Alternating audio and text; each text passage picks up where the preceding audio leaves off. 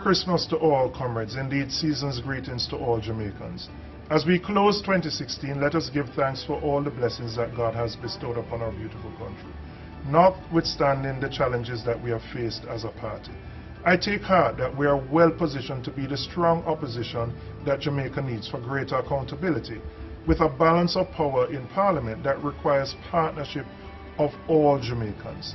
Take heart that we have a base from which to grow, given the results of the 2016 local government elections.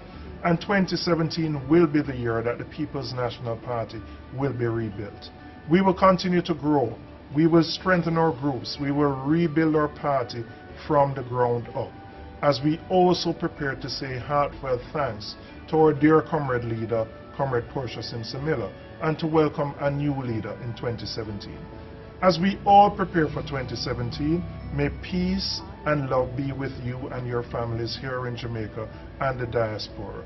From our PMP family to yours, one love and blessings.